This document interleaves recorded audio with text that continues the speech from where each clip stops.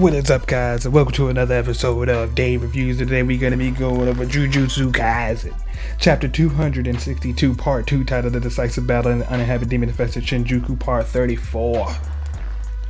We back. It's been a while, but we back now. I hope Gigi's feeling better. I really do. But that last chapter kind of threw me for a loop. I didn't know where we were going, what happened, or what's going to happen, but it looks like we're about to find that out. It's like I said, it's been a while. Just gonna go ahead and hop right on into this. So Rika holding Yuta, crying, holding Yuta's body. I don't think Yuta's mind is inside that body, and I think that Yuta or that Rika is just having a breakdown because she really don't know what's going on, and she's out here, but I don't think Yuta's dead. I think we're just thrown for a loop. Yeah, because he's out here banging with Sukuna. Now, last I saw, they were fighting inside his domain. And Sukuna gave him a reality check. Like, you might have witnessed some of this fight, but you didn't know what was going on in this barrier. I was giving Gojo that work. So you being in here, you're going to get that same treatment. But it looks like this new Yuta Gojo is doing some judo inside his domain, throwing Sukuna's one good arm. Says infinity versus amplification. The battle will be decided in these 3 minutes. Will it? In these 3 minutes? Will it? Unless Juji pop in and start doing more black flashes and they start jumping this man. I don't know, man. Sukuna been out here, bro. He been out here. So as he's getting swung, Sukuna does not look impressed. He actually doesn't even really, he has no real look on his facial expression whatsoever. He just looks like he doesn't care. So a throw, is that a foot coming to your face at the same time? Oh no.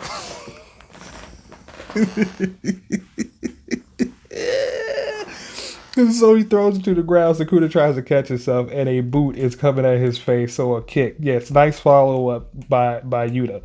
Says, Rika-chan isn't haunting this body. I can only use limitless now. That's a problem. I mean, that's a huge problem. That's a huge problem. Because she's not haunting that body. He doesn't have access to all his copy techniques. I don't know, bro. You might be in Gojo's body, but I like the idea of being able to copy people's techniques, honestly. Honestly. If that was the case, why not just do what they did with Sasuke or Itachi or any of these Uchihas? Just take the eyeballs, put them inside a Yuta.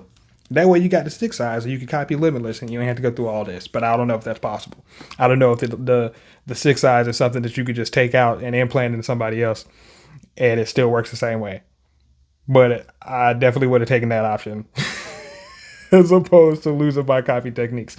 Since Rika-chan isn't haunting this body, I can only use limitless now. Looks like using Kenjaku's technique simultaneously is a no-go. Experimenting as we go. Says Sukuna can't use his slash that bisects the world without his left arm gone. Unless he adds some binding vows. You don't know that for a fact. It's dangerous to continue to think so. Aside from amplification, he shouldn't have any tricks left up his sleeve to bypass infinity. Shouldn't. Woulda, coulda, shoulda. Woulda, coulda, shoulda. But you still running it real live right now, you. Says, I have the advantage. I don't believe that. And a chop over the head. A stern chop over the head. Sukuna, confused. Like, did you just smack me over the head? With a chop? Says, I misjudged how far away he was. How? How did you misjudge that? So a follow-up punch by Sukuna. And it looks like Yuta barely dodged out the way. And now Sukuna's on the onslaught. And Yuta is on the defensive. I had these same thoughts during switch training. Gojo Sensei's limbs are absurdly long. I didn't think about that. I didn't think about that playing a factor in how you're fighting. You used to fight in your own body. So if you got a short arm range and this dude's Gojo has a really long reach, I mean, that's an advantage for you. You just got to be able to adapt to that. I mean, it works in your favor at the end of the day. But what just happened to him? Did he get grabbed? Did he get punched? Or is he blocking? Because what is in front of his face right now? Shoulder? So, from the outside, the limitless technique seems flawless and all powerful, and yet it's way more sensitive than I thought. A single round of switch training is nowhere near enough to master it. So he starts doing the whole thing that Gojo was doing when he was fighting Sukuna. Like, hey, I'm on the ground. Hey, now I'm sending you flying. But instead of using two fingers, two fingers, he uses one finger to try and direct traffic. But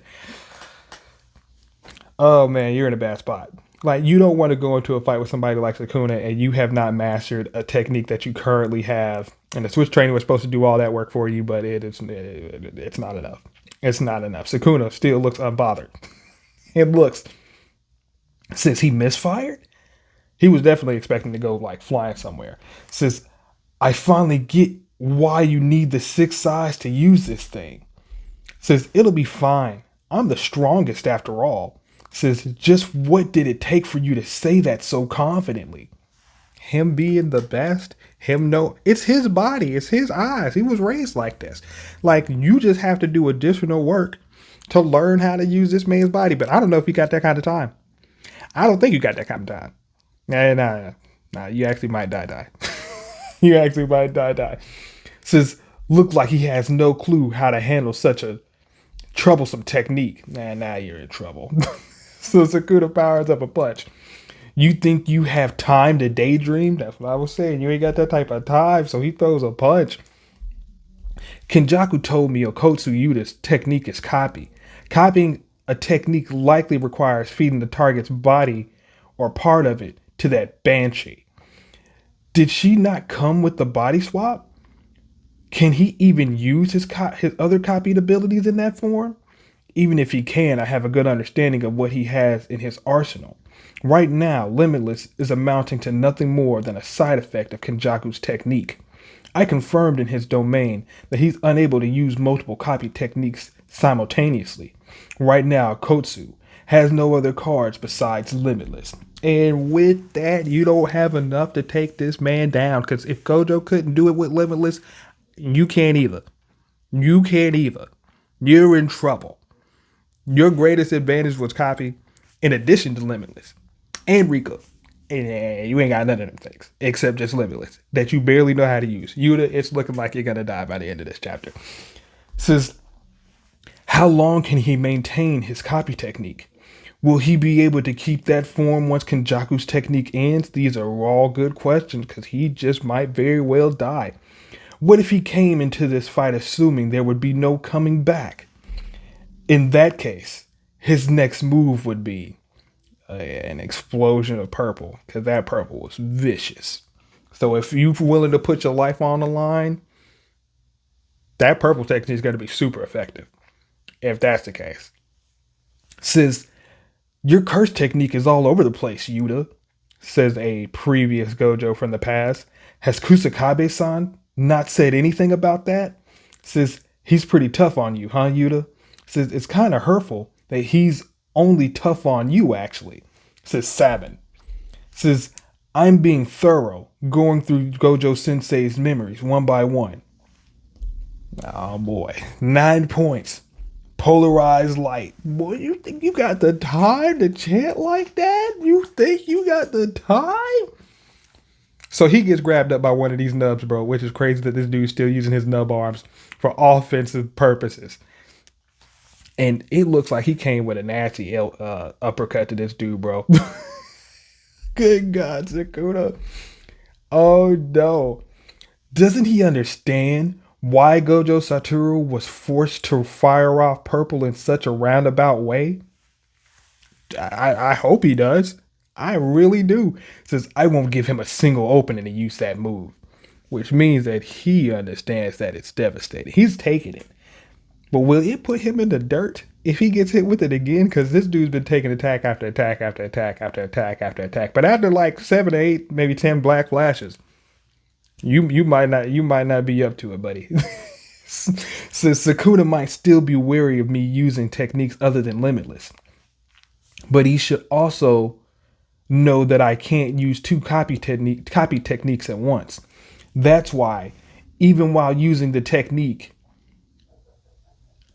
That's why, even while using this technique, even within Unlimited Void, this simple plan will work. Word? Blue. So he throws out a blue out of nowhere. And all this riffraff is being attracted to Sukuna. What is that? A voice recorded? Don't move!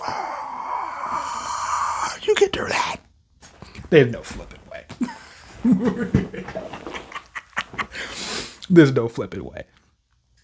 You can record audio of cursed speech and it's still effective? How? Where's the cursed energy at? The technique should be coming from the user, but to be able to record that onto it, that's got to be a cursed device or something like that. Because I've never. Don't move. Holy crap. Says 9 points. Polarized light. Says this isn't a copy. It's the real thing. Crow and Shomio. The gap between within and without. What the no way. Hollow technique. Oh my God. So he's getting attracted to him or pulled into him. And purple. Firing off his teacher's ultimate technique. Oh no. Where did this tape recorder come from? Yo, that is wild.